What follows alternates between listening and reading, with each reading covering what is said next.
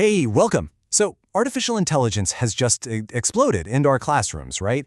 And today we're going to dig into this dual identity it seems to have. Is it the most amazing teaching tool we've ever seen? Or is it maybe the biggest threat to academic honesty we've ever faced? Let's get into it. So this is the big question, isn't it? On one side, you hear all this amazing stuff about how it can personalize learning for every single student and, just slash the insane workload teachers have. But then, on the other side, you have these really serious worries about cheating, data privacy, and even the idea that it could de-skill our teachers. We're going to look at both sides of that coin. And look, this isn't some conversation about the future. This is happening right now. A 2024 study from Ofcom found that a staggering 66%, two-thirds, of teenagers between 13 and 15 have already used generative AI. So yeah, the tech is already in our kids' hands, which makes this conversation super urgent.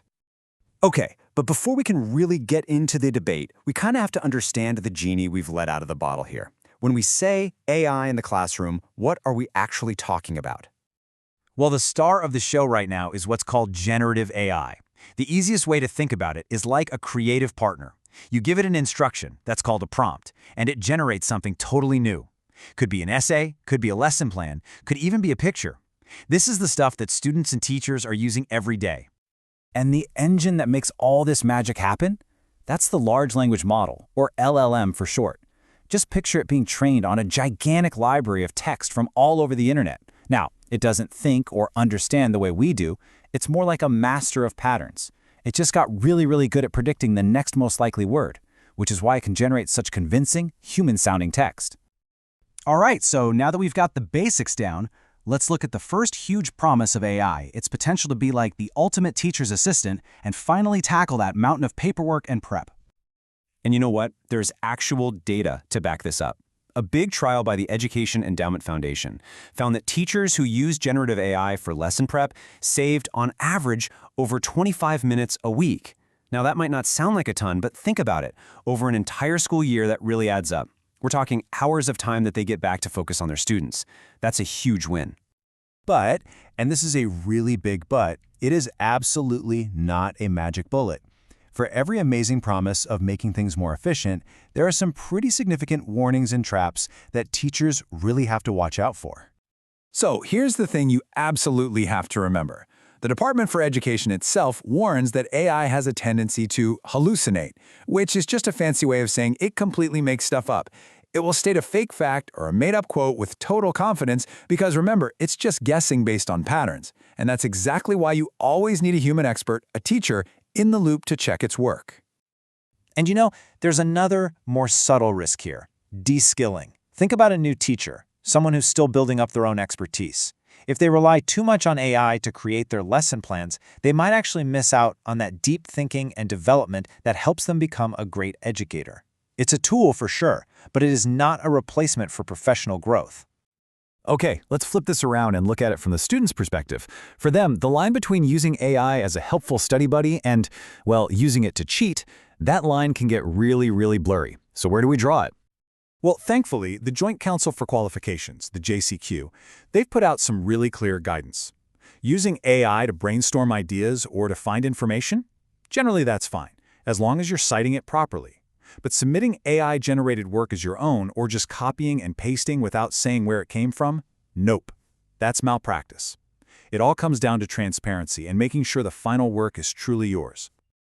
And make no mistake, the JCQ is already enforcing these rules. These are real cases. We've seen a GCSE student get flagged for malpractice because their language was way too sophisticated for their level.